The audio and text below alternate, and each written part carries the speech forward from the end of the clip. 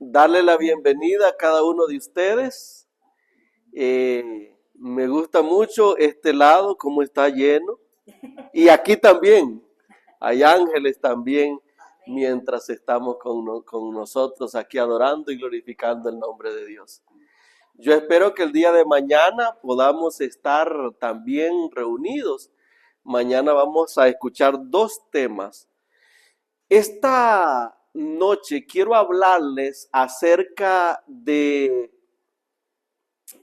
personajes bíblicos durante todas las noches. Y hoy vamos a comenzar con uno que los estudiosos dicen que es un relato escrito por el evangelista Lucas. Me emociona cuando hablo de Lucas, porque Lucas es el evangelio de los marginados, hermano Herman. Lucas es el evangelio de los despreciados, de los pobres, de los que no son judíos. Mañana vamos a ir viendo algunos otros casos de los evangelios, pero hoy nos vamos a detener en Lucas. Aunque los otros evangelios hablan de este personaje no como Lucas lo presenta. Y aunque él era judío, pero estaba despreciado. Él necesitaba encontrar una victoria y la victoria vino a él. Nuevamente quiero darle la bienvenida a cada uno de ustedes. Aquí tenemos la familia del hermano Johnny, ¿verdad? Y su esposa. Yo le estaba preguntando al hermano Nelson, entonces ellos son familia, porque a veces la había visto solo a usted y a veces solo al hermano. Y bienvenido, gracias por estar apoyándonos aquí. Muy pronto ellos van a hacer la solicitud de la membresía, ¿verdad? Amén. Amén. Nos gustaría, ¿verdad?, que estuvieran acá. Sí. Ahí tenemos a la hermana Derid, un tiempo de no verle, que Dios me la bendiga. La hermana Erika, que Dios me la bendiga, hermana Erika. Allá tenemos a la hija de la hermana Nela, la hija de la hermana Annie. Bienvenida, hermana. Que Dios le bendiga. Esta es su iglesia. Y por aquí, por este lado, tenemos a los líderes, allá el hermano Herman y el hermano Nelson, el director de diáconos y el anciano de nuestra iglesia. Y acá también al hermano Alberto le iba a decir, hermano Armando y la hermana Vilma, bienvenidos en el nombre de Jesús. Hermana Ani, que Dios le bendiga. Y también dejé de último a mis sobrinas. Ellas nos acompañaron el sábado recién pasado, estuvieron viajando desde Carolina del Norte, aunque viven en Florida, y vinieron algunos familiares más. Mi madre descansó el viernes por la noche y el domingo fuimos a depositarla unos días mientras el Señor vuelve. Amén. Y así ella va a tener su última victoria también con Cristo Jesús. Así que mis sobrinas, tuve el privilegio de estar con ellas estos días, y también mi cuñada, Sandra, bienvenida. Le damos la bienvenida a ellas también, que Dios me la bendiga. Y mi esposa, mi fiel compañera y secuaz de los videos que subo. Ella es mi fotógrafo favorito. Muy bien, vamos a entrar a la palabra de Dios. Esta noche vamos a ver, yo no sé si ustedes me pueden poner ahí la pantalla, hermanos. Vamos a abrir la presentación. Váyase de una vez a PowerPoint, abajo, y ahí ya está abierta la presentación y entramos al tema de esta noche. Yo espero que el tiempo nos rinda, porque hay que descansar y venir el día de mañana. ¿Alguien tiene la hora? 5 para las 8, así que ha avanzado el tiempo. Vamos a tratar de a ver si en 20 minutos, 25 minutos. No lo creen ustedes, ¿verdad? Ok, la última victoria, Jesús vino a buscar y a salvar lo que se había perdido. Vamos a ir al texto sagrado. Y después de haber leído 10 versículos, que va a ser el texto que vamos a ocupar esta noche para extraer por lo menos 3 lecciones de una historia muy conocida por nosotros, pero que quiero que lo veamos desde una perspectiva un poco diferente. Y me refiero al libro de San Lucas, el Evangelio San Lucas, capítulo número 19. Y los versículos del 1 al 10 serán el tópico que tendremos esta noche. Quiero decir que en este párrafo, especialmente el versículo 10, dicen los estudiosos que ahí está el centro del Nuevo Testamento. Y ya vamos a ir viendo por qué, pero me sorprende mucho. Así que vamos a leer, por favor. Y yo lo traigo en la pantalla, pero usted puede ir viéndolo ahí. Vayan conmigo también. Habiendo entrado Jesús en Jericó, iba pasando por la ciudad. Versículo 2.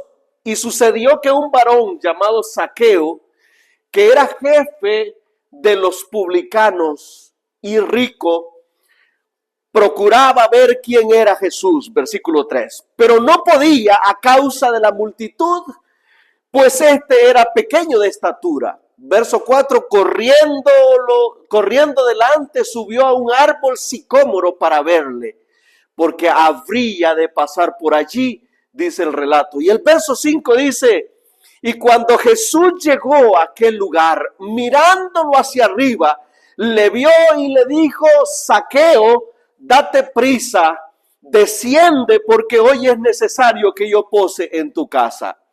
Entonces él, Zaqueo, descendió a prisa y le recibió gozoso. Versículo 7. Al ver esto, todos murmuraban diciendo que había entrado a posar con un hombre pecador. Entonces Zaqueo, puesto en pie, dijo al Señor, he aquí, Señor, la mitad de mis bienes doy a los pobres. Y si en algo he defraudado a alguien, se lo devuelvo cuadruplicado. Y el versículo 9 dice, Jesús dijo, hoy ha venido la salvación a esta casa, por cuanto él también es hijo de Abraham. Versículo 10, y este es el centro del Nuevo Testamento, porque el Hijo del Hombre vino a buscar y a salvar, ¿qué cosa? Lo que se había perdido. Qué interesante. Por eso Lucas me sorprende y me agrada. De paso, antes de esta historia está la historia del ciego Bartimeo. Y hay varias historias que están contadas aquí que los otros evangelios no lo tienen. Por ejemplo, la historia del joven que pidió la herencia, ¿se acuerdan? El hijo pródigo. Allí está contada. De hecho, es una historia que un judío no hubiese querido que quedara en los anales de la historia, porque era vergonzoso. Sin embargo, Lucas lo registra. Pero detengámonos ahora a analizar por qué Jesús viene a esta ciudad. Vamos a ir de nuevo, pero antes de eso quiero que demos un pequeño contexto de Jericó. Fíjense qué interesante. Jericó está situada a las orillas del Jordán. Algo que me llamó la atención es que está ubicada en la parte inferior de la cuenca que conduce a las montañas de la meseta de Judea, más o menos a unos 8 kilómetros de la costa del Mar Muerto. Y fíjense, a casi 260 metros por debajo del nivel del mar. Eso es lo que más me llamó la curiosidad. O sea, era un hueco, era un hoyo, era una ciudad que aunque había suficiente agua, ahí había un oasis, se le conoce como la ciudad de las palmeras. Los que han ido a la zona sur y cuando van caminando por la costanera verán los árboles que están ahí, ese tipo de palmera que aquí los utilizamos con aceite, pero allá también son palmeras que habían de dátiles. Los dátiles en las zonas desérticas son unos frutos que son muy dulces y muy nutritivos. Me impresiona mucho. Esa era esta ciudad. Y fíjense que estaba más o menos a 30 kilómetros. Bueno, algunos dicen que a 27, entre 25 y 30 kilómetros de Jerusalén. Algo curioso que me llama la atención y que quiero compartir con ustedes. Para llegar a Jerusalén, desde esa parte de el territorio judío, del territorio de Israel, habían tres maneras de subir hasta Jerusalén. Una de ellas era pasando por Jericó. Literalmente, como estaban en un hueco, bajaban 260 metros y luego se subía una pendiente terrible, muy escarpada. Era la zona o el camino más corto que te conducía hasta Jerusalén.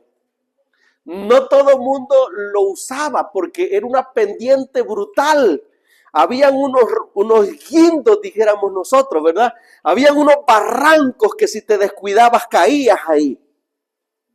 Había otro sendero para ir a Jerusalén, que era el camino pasando por Samaria.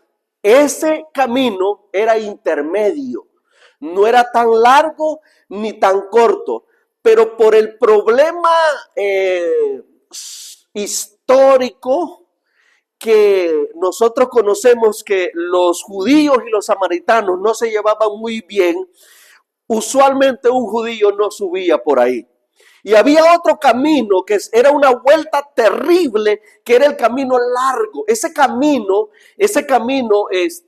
usualmente era el que todo el mundo usaba. Primero porque no tenían que subir. Y primero bajar a Jericó y después subir. Luego, era tranquilo. No había muchos guindos, no había mucha subida. Y sobre todo era seguro, no habían asaltantes. ¿Se acuerdan cuando el buen samaritano agarró a alguien que había sido golpeado? Iba camino por el camino de hacia Samaria. Ahí fue asaltado. También muy curioso. ¿Por qué estoy dando todos estos contextos? Porque me llama la atención de que si Jesús, de paso, pónganle mucha atención a esto que voy a decir, mañana lo voy a repetir. Este era el último viaje de Jesús hacia Jerusalén. Nunca más viajaría por ahí. Porque en su viaje subiendo a Jerusalén, porque él tomó el camino de Jericó, subió literalmente, era su último, porque iba hacia la cruz. No se olvide de eso. Eso es muy interesante. Si tú hubieras sido Jesús, ¿por dónde te hubieses ido? ¿Te hubieras ido por el más tranquilo, aunque más largo y más seguro? Por el de los samaritanos, él ya lo había hecho. Un año antes había pasado por Samaria, ¿se acuerdan? De hecho, hizo 2 viajes camino a Jerusalén por Samaria. El primero no lo dejaron entrar, pero hizo el contacto con la mujer samaritana, ¿se acuerdan? Y ahora estaba subiendo. ¿A dónde te hubieras ido? ¿Te hubieras ido por el hueco? Y después una gran subida con un gran acantilado. Yo no sé qué hubieras hecho tú. Pero me llama la curiosidad que Jesús decidió ir por el lado de Jericó. Ahora noten una cosa que me llama la atención también. Yo hice una investigación teológica acerca de los lugares geográficamente en la Biblia que están en un hoyo. Y en todos me he dado cuenta de algo que es sinónimo. Tienen un sinónimo, un denominador común. Cada vez que la Biblia habla de un hueco, literalmente, la vida espiritual de las personas que viven ahí está mal espiritualmente. Y cada vez que geográficamente alguien vive en una montaña, por eso Sión, ¿a dónde estaba? ¿En un hueco o estaba arriba? Estaba en un monte, arriba. Allí nuestra vida espiritual debe de estar siempre arriba. Fíjense qué curioso. No se vayan a sorprender cuando entremos a nuestra historia que en ese hoyo había gente que estaba podrida espiritualmente. Para analizar en nuestra vida, haciendo una reflexión a nosotros mismos, mirándonos de afuera para adentro, no a tu prójimo, sino a ti mismo. ¿Cómo está tu vida espiritual? Estamos en una condición como Jericó, que aunque hay un oasis, donde hay palmeras, donde hay una ciudad, donde hay comercio, pero que está en ruina espiritual, o aunque sea difícil subir en la montaña, allá en la soledad, ¿estás ahí? Una pregunta para reflexionar, ¿cómo estoy yo espiritualmente? ¿Dónde vivo espiritualmente? Eso es para que analicemos nosotros mismos. Ahora, vayan por favor conmigo y regresemos a nuestro texto para avanzar rápido. Ahora lo vamos a volver a leer, pero esta vez vamos a ir extrayendo las joyas que están allí. Verso 1. Habiendo entrado Jesús en Jericó, iba pasando por la ciudad. Y fíjense qué curioso. Y sucedió que un varón llamado Zaqueo, este era jefe de los publicanos y era rico. Surge un problema ahí. ¿Ser rico es un problema? ¿Qué creen ustedes? Porque yo estoy sufriendo de plata y les puedo dar mi número IBAN y mi número SIMPE. Si a usted le afecta la plata, mándenmela por favor, me haría muy bien. En estos días tuve muchos gastos que no los estaba contemplando. Me ayudaría un poco. Ser rico no es un problema. No, pastor, me dijo alguien por ahí, pero la raíz de todos los males, el amor, ¿verdad? Va una palabra antes del dinero, el amor. El dinero es importante y fíjense, en los años que tengo de amar esta iglesia y de servirla, me he encontrado que en la iglesia hay dos tipos de apóstoles. Los hermanos que el dinero sí es muy importante y los hermanos que no necesitamos el dinero para nada porque al final todo va a ser consumido por el fuego. Pues los dos extremos están mal, uno debe de tener un equilibrio. Trate la manera usted, váyase al Palí. Hay Palí aquí, ¿verdad? O a un súper, no hay Palí. Bueno, ¿cómo se llama la tienda más grande aquí al súper de acá? ¿A dónde? Váyanse al Corazón de Jesús. Agarre una tienda, una carreta de esas, de las más grandes. Aunque lleva un nombre hispano, ha de ser un chino, ¿verdad? Y entonces métale todo lo que tiene a la carreta y cuando usted llega a la cajera, usted le dice, ¿a dónde quiere que ore? Y levanta la mano y empieza a orar para agradecerle. ¿Usted qué cree que va a hacer la cajera? Sí, le va a reír con usted. Y si usted se pone amén y sigue empujando la carreta, allá la van a detener. ¿Cómo entonces que el dinero no es importante? El dinero es muy importante. Un pastor dijo hace mucho tiempo, y lo recuerdo muy bien, fuera de la salvación todo es por obra. En este mundo nada es gratis. Detrás de algo siempre hay una factura que pagar.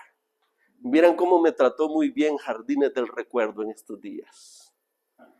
Pero me dijeron el domingo en la mañana, uno de los muchachos le va a llevar el datáfono, así que allí se acerca él. Y entonces el datáfono, uno se ríe con él, no valieron las oraciones ahí, hermano Herman. El dinero era, entonces esta persona, y fíjense, está el otro extremo. Yo conozco gente muy rica, pero tan rica que lo único que tiene es dinero. Y he visto personas que a medianoche me han llamado diciéndome, pastor, estoy desesperado. Aunque en su cuenta no solo tienen millones de colones, sino que millones de dólares. Aquí, en este país. Tener riqueza no siempre es estar feliz. Ahora, este hombre vivía en una de esas ciudades, en una de las casas más grandes. Quiero pensar que la casa de él tenía piscina. Quiero pensar que sus hijos estaban en las mejores universidades y que si él viviera en un tiempo moderno, sus carros, sus casas, era la mejor de aquella zona. Pero a pesar de todo lo que poseía, no era un hombre feliz. El otro extremo, el dinero, no necesariamente trae felicidad. Y fíjense que preguntándole a la señora White, yo descubrí algo hablando acerca de esto. En esa ciudad habían dos tipos de personas. Estaban los sacerdotes. Fíjense qué interesante. Sacerdotes y líderes religiosos vivían ahí en mansiones hermosas. ¿Cómo se habían enriquecido? Ay, este tema tiene mucho que contar. Pero no me voy a meter mucho en eso. Pero también vivían los recaudadores de impuestos y el presidente de los recaudadores de impuestos, uno llamado Zaqueo. Miren lo que dice la sierva de Dios. Los publicanos eran despreciados. ¿Quiénes eran los publicanos? Eran judíos que trabajaban para Hacienda, solo que esta Hacienda era para Roma. Cobraban impuestos para los romanos y eso ya incomodaba a la gente. Pero estos publicanos habían hecho un negocio enorme. Por ejemplo, si los impuestos que yo debía de pagar era una cabrita, Zaqueo decía, ahora vamos a cobrar 3. Y ahí había un soldado romano. Imagínense que yo viniese de muy lejos a pagar mis impuestos. Los impuestos dicen que son una cabrita, aquí la traigo. Y ellos me decían, no, lo siento mucho, subieron la inflación, ahora son 3. Así que eso lo hacía más impopular. Y ellos se habían hecho ricos. Y dice la sierva de Dios, los publicanos eran despreciados por los judíos. Eran considerados como traidores y apóstatas, porque servían al poder romano y se enriquecían mediante las operaciones de sus propios pueblos.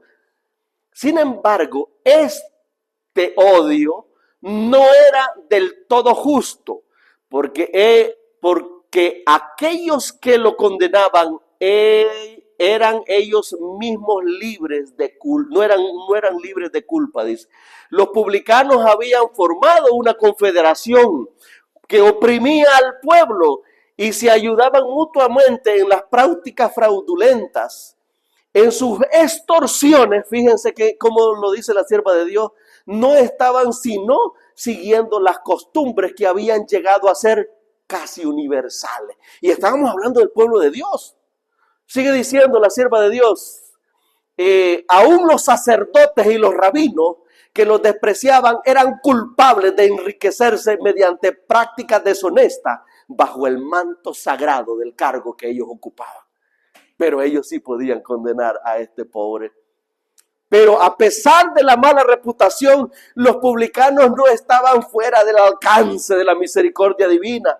Cristo no los rechazaba. Mientras los fariseos los evitaban y los despreciaban, Él los trataba con bondad, reconociendo en ellos la posibilidad de una vida transformada. Su amor despertaba en ellos el deseo de una vida mejor. Muchos respondían a su llamado con arrepentimiento sincero. Y la sierva de Dios dice que eso hizo que el pequeñito de nuestra historia le llamara la atención de alguien que bien pudo usar otro camino, pero quiso ocupar el camino hacia Jericó. Muy interesante. Verso 2. Y sucedió que este varón llamado Zaqueo era jefe de los publicanos y era rico. El ser malentendido. Miren lo que pensaba este hombre.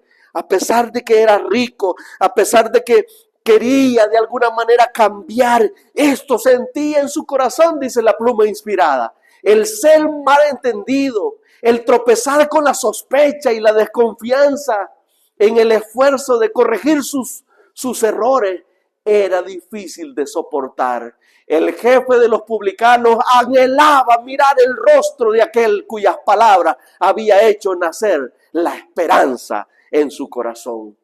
Y decía, pero uno de los discípulos que anda con él también era recaudador de impuestos. ¿Se acuerdan de Mateo?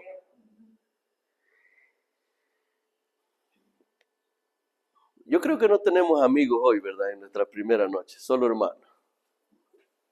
Así que voy a aprovechar. No me vayan a ver mal.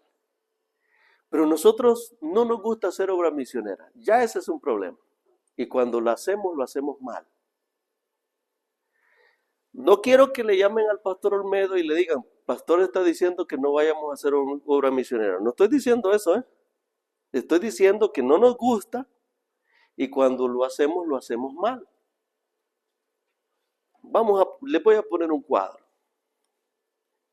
Trabajas en una empresa, ya tienes 20 años ahí, eres adventista y nadie sabe que tú eres adventista. Esas son historias casi reales. Que a veces yo tuve un anciano que me decía, pastor, yo trabajo para el gobierno, 27 años ya. y nadie sabe que soy adventista. ¿Y por qué? Le preguntaba yo. Es que yo no quiero que comiencen la persecución conmigo antes de tiempo. Fíjense qué interesante. No puede ser posible. 27 años. Pero imagínense que tiene 20 años. Estás trabajando. Un día, sin querer, en piloto automático, oraste a la hora del lonche para comer. Y entonces tu amigo, que no es adventista, que no es cristiano, te dice, óyeme, ¿y qué fue lo que hiciste ahí? Y dices tú, me descubrieron.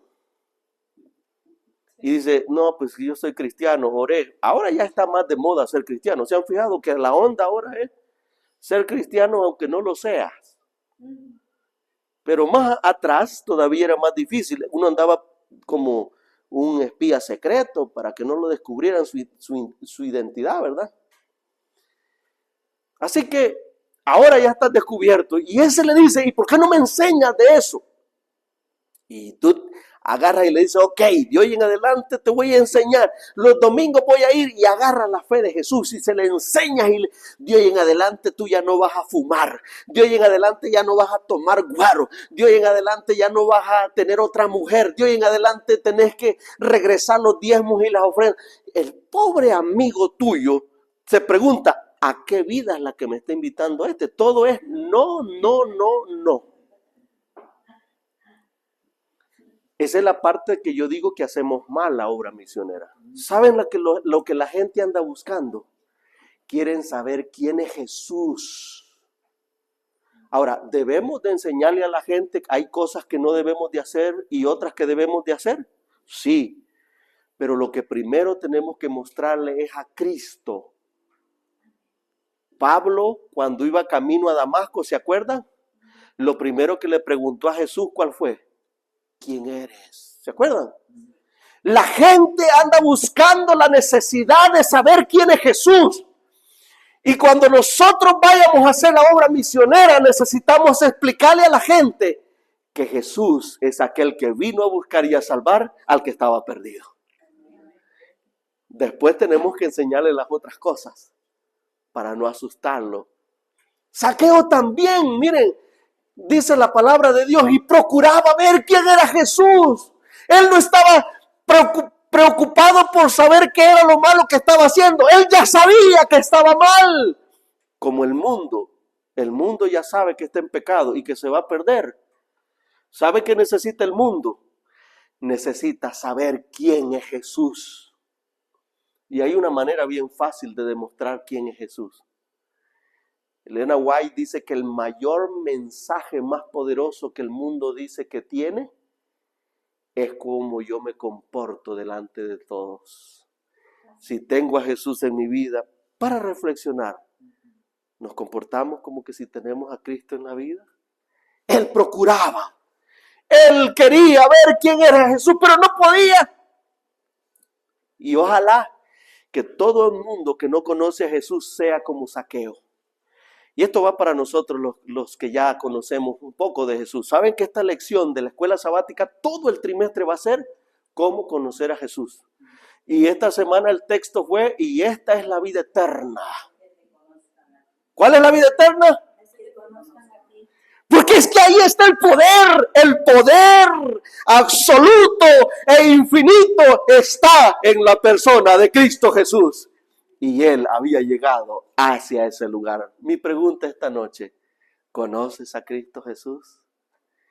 Si no, yo te invito a que lo puedas empezar a conocer. Y dice que corriendo delante, subió a un sicómoro.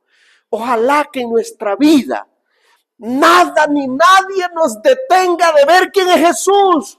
Ojalá que si la multitud te detiene, como aquel hermano que me decía, pastor, ya no voy a la iglesia porque es que ahí el pastor de esa iglesia me cae mal como predica y por eso ya no voy.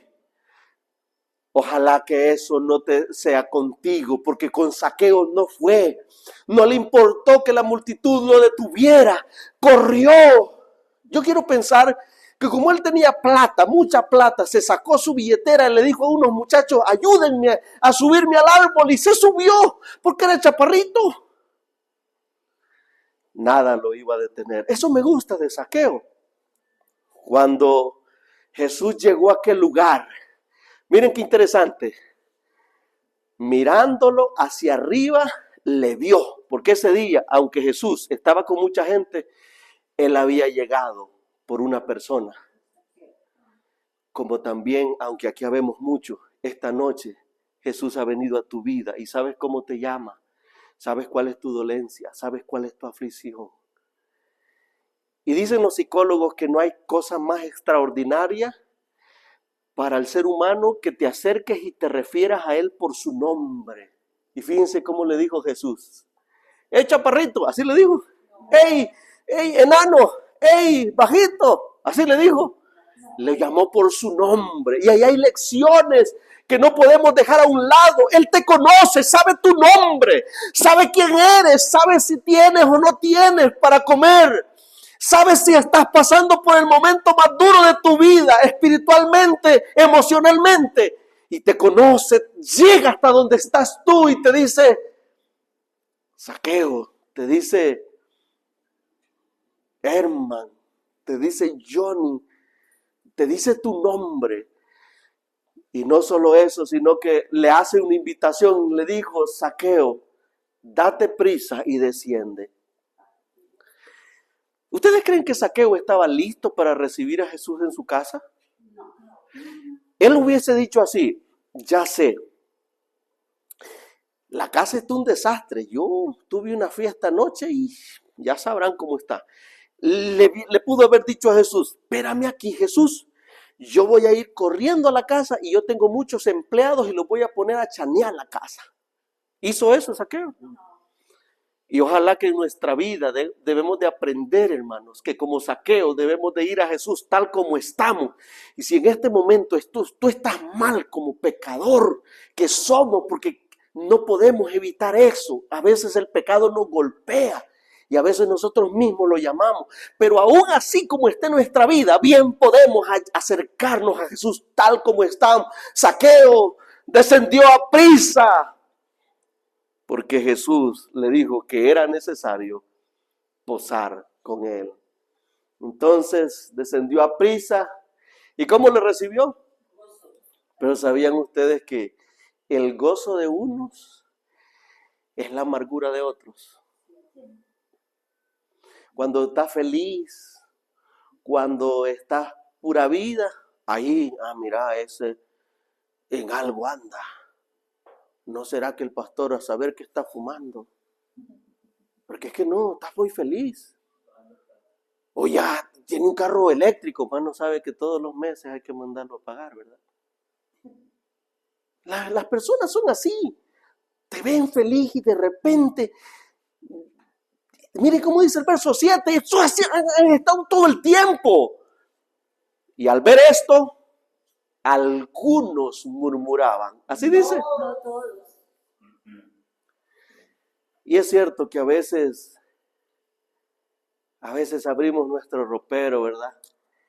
Y uno ya parece una estampita en los sábados en la iglesia. Yo no tengo problema porque mi esposa sabe que yo me puedo poner la misma ropa todos los sábados y no tengo problema. Pero abres tu armario y no tiene.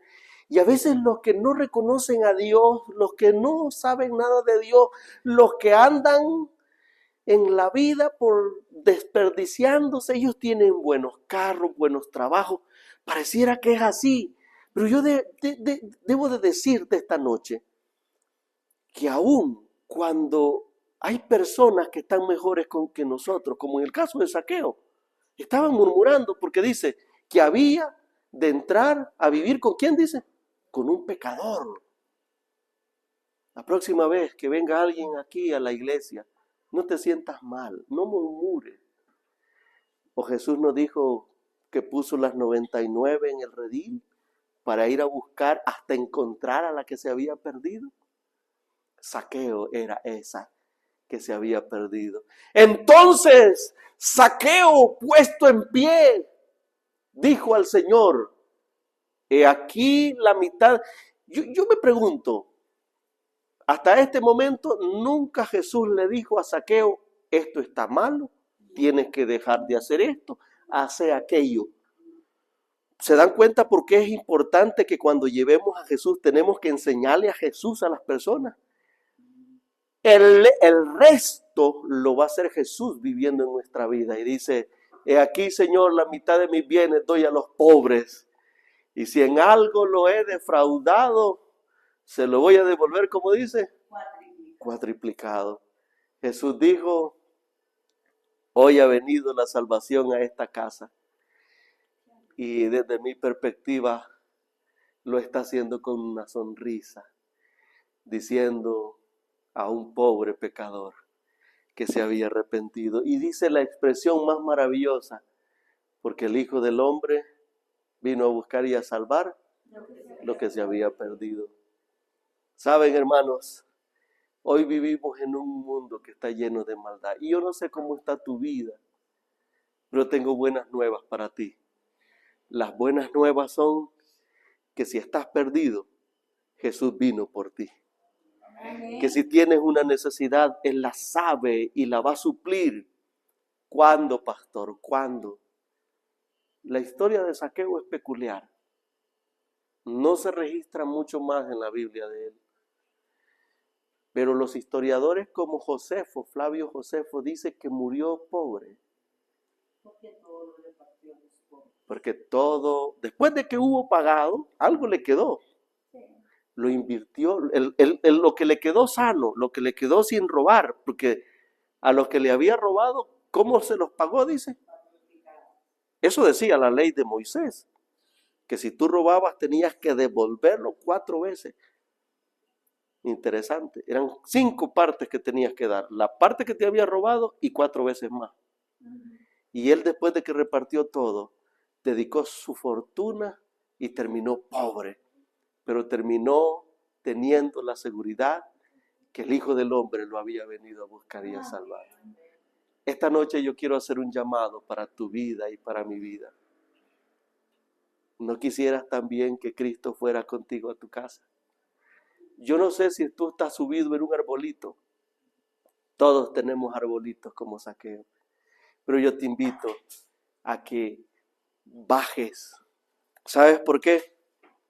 Porque nosotros necesitamos tener nuestra última victoria. ¿Y sabes cuál es esa victoria? Tener al Salvador, aquel que vino a morir por nosotros. ¿Hay alguno esta noche que quiera renovar su pacto de amor con el Señor? Si ese es su deseo, póngase de pie. Vamos a orar y le vamos a decir, Señor, ven conmigo, vas conmigo a casa. Vamos a orar. Querido Dios, gracias porque hoy nos has hablado al corazón y nos has hecho recordar una historia muy conocida por nosotros, pero que tú decidiste utilizar uno de los 3 caminos que habían para subir a Jerusalén.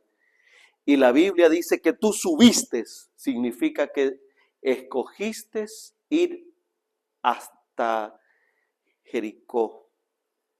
Allí, Señor, estaba Zaqueo. Y Zaqueo fue transformado su vida. Hoy nosotros, al igual que Zaqueo, queremos ser transformados por el poder de tu amor. Danos esa última victoria y ayúdanos a vivir contigo. Cuando vengas en gloria y cantemos el himno del Cordero, entonces proclamaremos la última victoria. La muerte va a haber sido erradicada para siempre de nosotros. Llévanos con bien a casa y que mañana podamos seguir aprendiendo más de tu palabra. En el nombre de Jesús. Amén.